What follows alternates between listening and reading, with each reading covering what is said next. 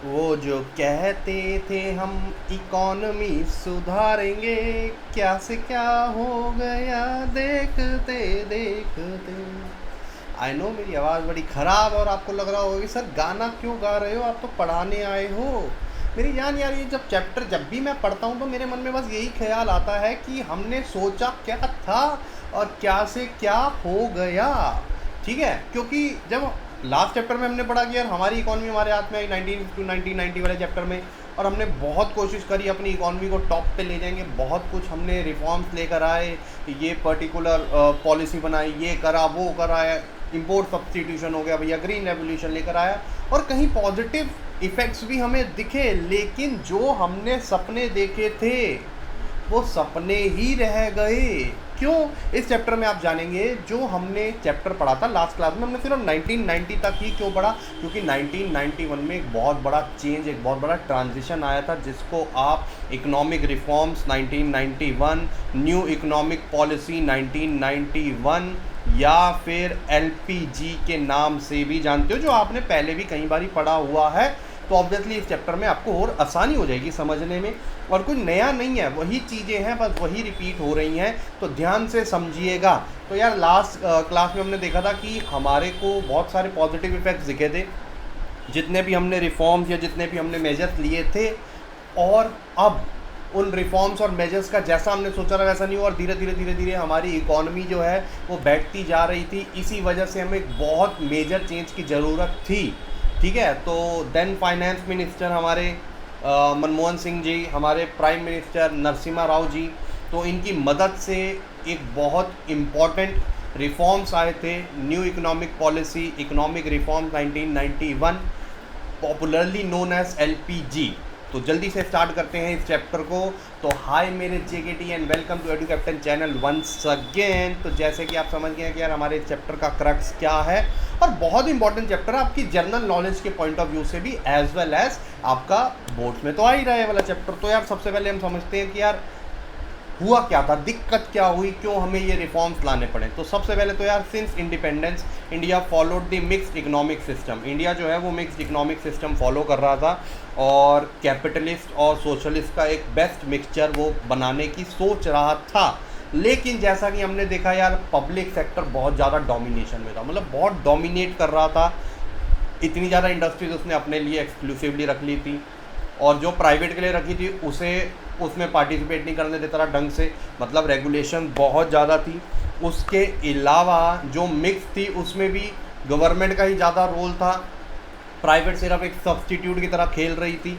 तो यार ये जो डोमिनेंस थी पब्लिक सेक्टर की 40 सालों तक चली। कितने तक? 4 डिकेड्स, 40 सालों तक चली।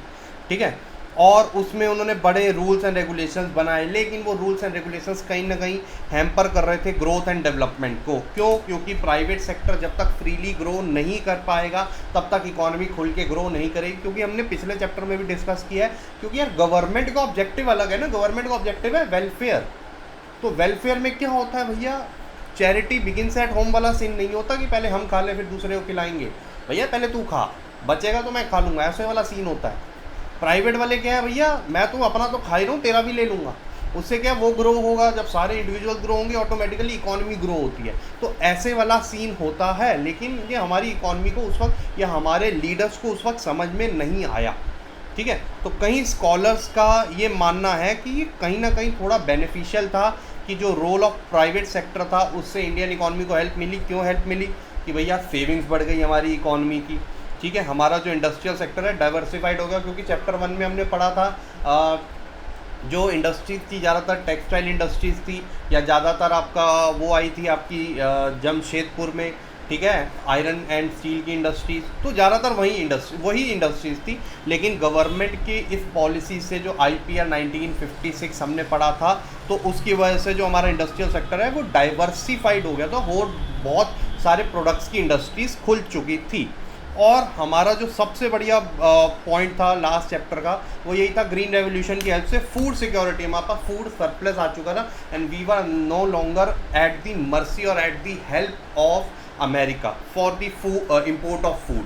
तो ऐसा बहुत बड़ा ये बेनिफिट हुआ। तो चलो ये कहीं ना कहीं अच्छी बात भी है, लेकिन there was a change required, उस वक्त चेंज की रिक्वायरमेंट थी और सही टाइम पे चेंज लेकर आए इकोनॉमिक रिफॉर्म्स के नाम पे। तो सबसे पहले ये सबसे इंपॉर्टेंट क्वेश्चन आपका आ जाता है कि यार रीजंस क्या थे आपके इकोनॉमिक रिफॉर्म्स लाने के, why you had to bring economic reforms, क्या उसके बिना चल नहीं सकता था? नहीं, क्यों नहीं चल सकता था? सबसे पहली बात तो भैया पुअर परफॉर्मेंस थी पब्लिक सेक्टर की।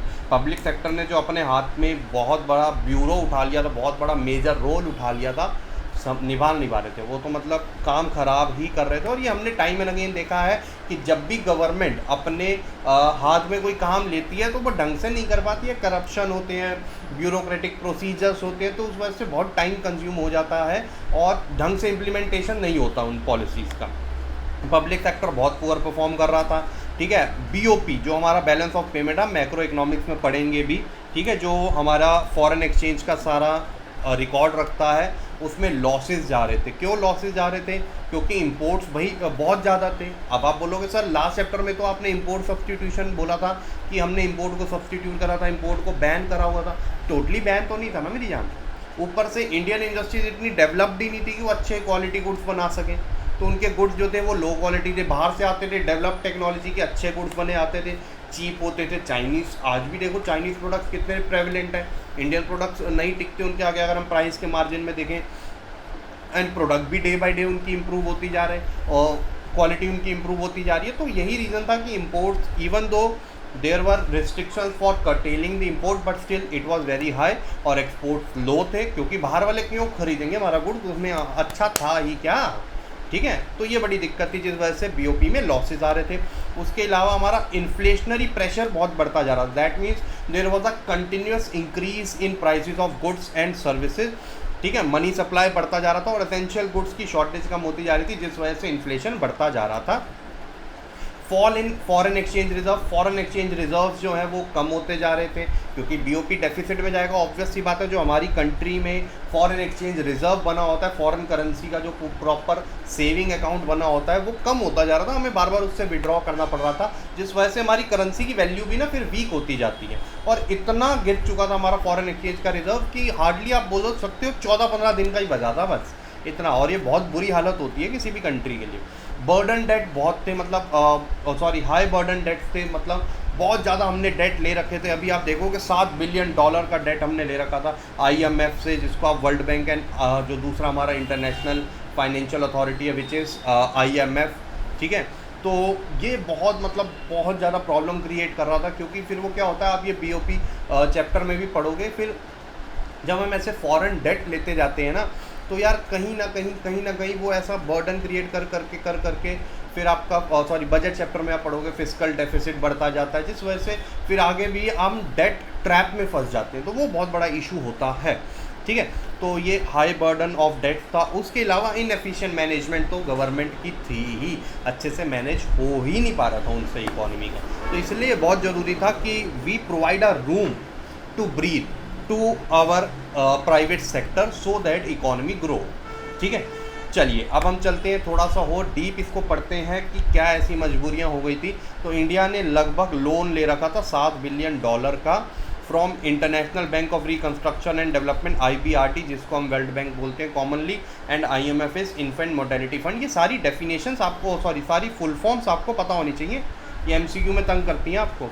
उसके अलावा इंटरनेशनल एजेंसीज एडवाइस इंडिया, अब इन्हीं इंटरनेशनल एजेंसीज ने एडवाइस किया इंडिया को, इन्हीं लोगों ने जिनसे हमने लोन ले रखा था, क्योंकि कहीं ना कहीं उन्हें भी तो खतरा था ना कि यार हमारे लोन की रिकवरी हो पाएगी कि नहीं हो पाएगी। तो ऑब्वियसली वो हमारा अच्छा नहीं सोच रहे थे, वो सोच अपना ही अच्छा रहे थे, हमारा अच्छा करके अपना अच्छा सोच रहे थे वो, ठीक है। क्योंकि अगर हम बचेंगे, हम ग्रो होंगे, तभी तो उनके लोन की रिकवरी होगी। तो उन्होंने बोला भैया ये रिस्ट्रिक्शंस हटाओ प्राइवेट सेक्टर से, तुमने ये बहुत ना हौच पौच कर रखा है, उनको ग्रो करने दो मेरे भाई, ऐसे थोड़ा ना होता है। अब आपने रियल लाइफ में भी देखा होगा ना यार, ठीक है, कि जब किसी बच्चे को बहुत ज़्यादा हम रिस्ट्रिक्टेड रखते हैं तो वो मेंटली इतना मैच्योर नहीं हो पाता है, उसको जाने दो भैया, उसको बाहर की ज़िंदगी देखने दो। So I would request all the parents कि बच्चों को थोड़ा सा मैच्योर होने दो।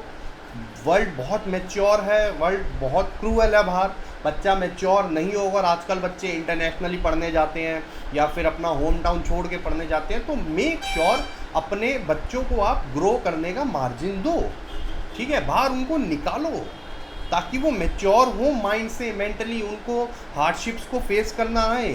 कई बच्चे क्या है, फेलियर्स को आजकल इतनी इजीली एक्सेप्ट नहीं कर पाते, जिस वजह से क्या होता है suicides and all, it leads to suicides and all.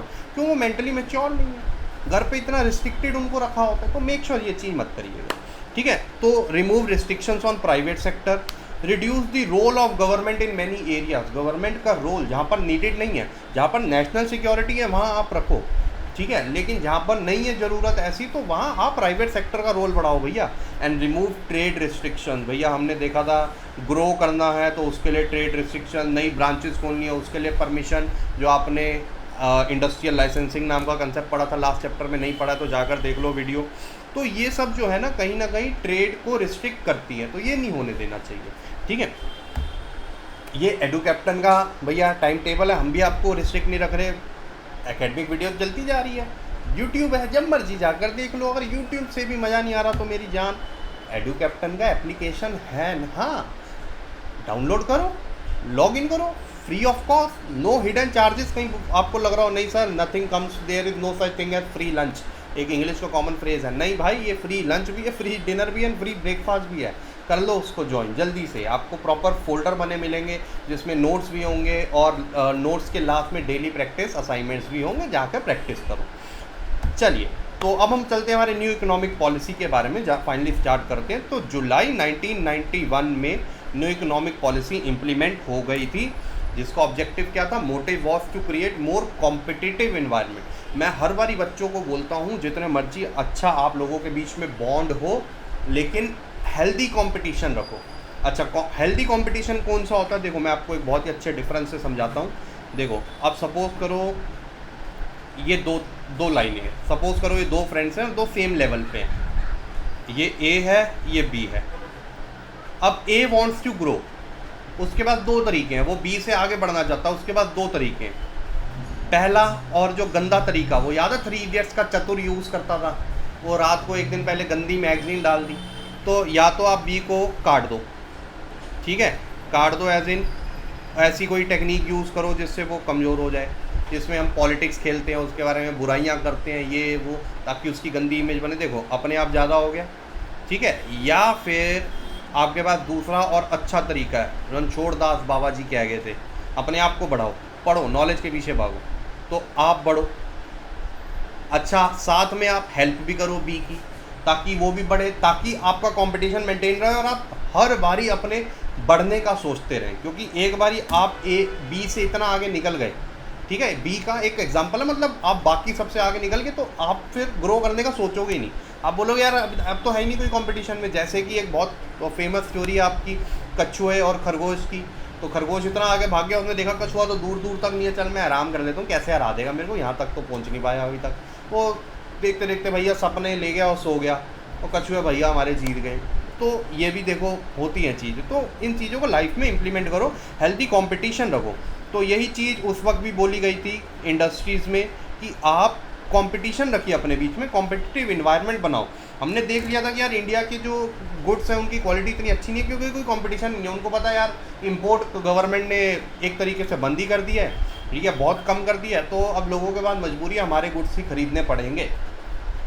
तो ये बहुत दिक्कत वाली बात थी, क्योंकि आप फिर ग्रो करने का सोचोगे नहीं। तो उन्होंने बोला यार नहीं, FDI बुलाएं। अभी आप देखोगे जब हम पढ़ेंगे ना फॉरेन सेक्टर रिफॉर्म्स में, तो उसमें आप देखोगे फॉरेन ट्रेड रिफॉर्म्स में FDI बढ़ा दिया था ताकि कंपटीशन बढ़े। और बैरियर्स हटा दो एंट्री और एग्जिट का, जिसको आना भैया बिजनेस करो बिंदास, जिसको जाना चले जाओ भाई, कंपटीशन बढ़ना है मेन, तभी सारे ग्रो होंगी, तभी इकॉनमी ग्रो होगी। तो 2 टाइप के मेजर्स हमारे NEP that is new economic policy में लिए गए थे।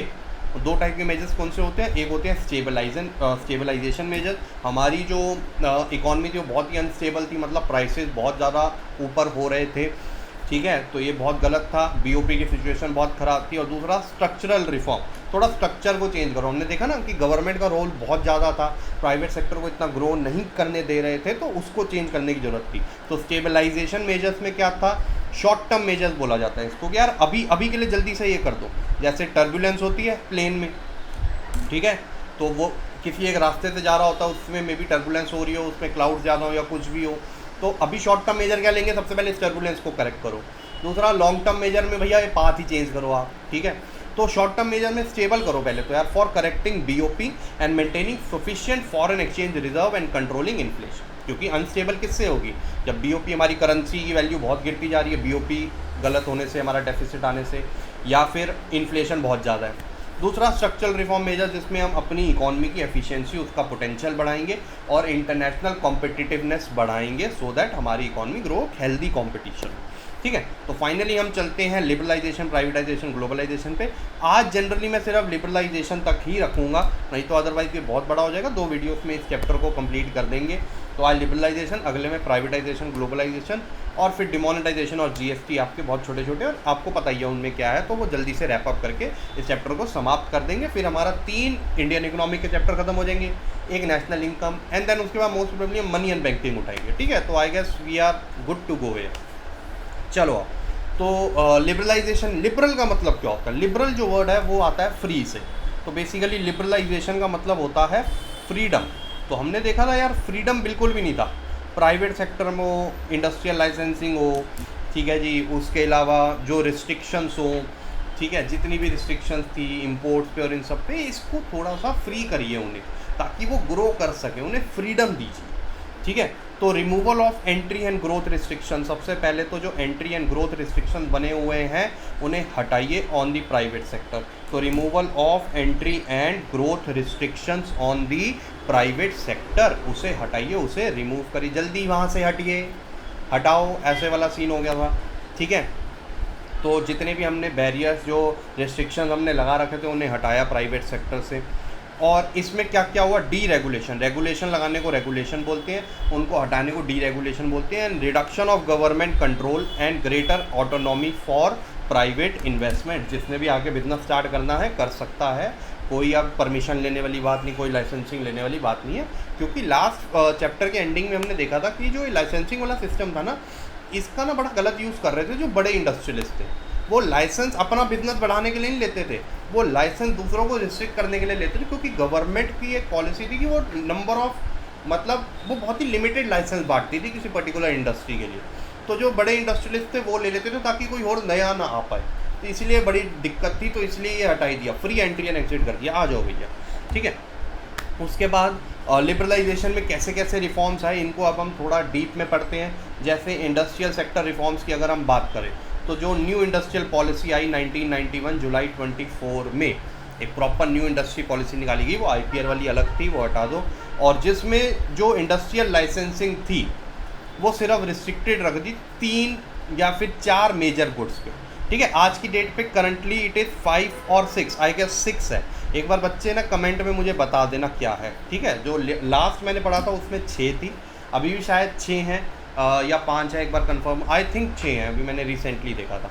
तो जो इंडस्ट्रियल लाइसेंसिंग हमने देखा था लास्ट चैप्टर में, इतने सारे गुड्स पे रखा था, वो गिनती के सिर्फ गिने चुने गुड्स पे डाल दिया था, विच इज़ लिकर, शराब, दारू, ये सब, क्योंकि वो नेशनल वहाँ पर आ जाता है ना कंसर्न, ज़्यादा बिकने लगी, ज़्यादा पिक्कड़ हो गए, फिर तो काम हो जाएगा। डिफेंस इक्विपमेंट, नेशनल सिक्योरिटी आ गई, और इंडस्ट्रियल एक्सप्लोसिव्स हो गए, ऐसी इंडस्ट्री जिसमें केमिकल्स और ये सब यूज़ होता है एक्सेट्रा, इन पे ही सिर्फ लाइसेंसिंग लगा दी गई थी, उसके अलावा सब पे लाइसेंसिंग टोटली हटा दी। ठीक है, उसके बाद license only for certain industries related to security and strategic consideration, वही वाली बात है, लाइसेंस देते रहे, पूरा सोच समझ के देते थे अगर ऊपर वाली किसी इंडस्ट्री से रिलेटेड लाइसेंस देना होता था। उसके अलावा पब्लिक सेक्टर का रोल कम कर दिया था, जो हमने रिस्ट्रिक्शन रखी हुई थी कि 17 इंडस्ट्रीज़ जो हैं वो टोटली पब्लिक सेक्टर के अंडर आएंगी, वो हटाकर सिर्फ 3 कर दी थी। मतलब अब पब्लिक सेक्टर में सिर्फ डिफेंस इक्विपमेंट है, ठीक है, एटॉमिक एनर्जी एंड रेलवे है, उसके अलावा कोई भी और इंडस्ट्री पब्लिक सेक्टर के अंडर नहीं है। ठीक है, एक्सक्लूसिवली की बात हो रही है यहाँ पर। ठीक है, उसके बाद D reservation under small scale industry, हमने ये देखा था, कार्वे कमेटी बनाई थी स्मॉल स्केल इंडस्ट्रीज़ को बचाने के लिए। उसमें एक मेजर स्टेप लिया गया था कि स्मॉल स्केल इंडस्ट्रीज़ के लिए कुछ गुड्स जो है रिजर्व रख देंगे, मतलब बिग इंडस्ट्री नहीं बना पाएगी। अच्छा, वो भी बहुत बड़ा एक हैम्पर था प्राइवेट सेक्टर की ग्रोथ में, तो उसे भी हटा दिया गया था, डी रिजर्वेशन कर दी थी। Investment on plant and machinery को बढ़ा दिया गया था 1 करोड़ तक, मतलब definition of small scale industry को थोड़ा सा वाइड कर दिया था, जिसमें 1 करोड़ तक जिसने इन्वेस्ट करा हुआ है, ठीक है, उसको हम स्मॉल स्केल इंडस्ट्री में डालेंगे। और अब प्राइसेस जो है वो गवर्नमेंट डिसाइड नहीं करेगी, कौन डिसाइड करेंगे? मार्केट फोर्सेस डिसाइड करेंगे। कौन डिसाइड करेंगे? मार्केट फोर्सेस डिसाइड करेंगे।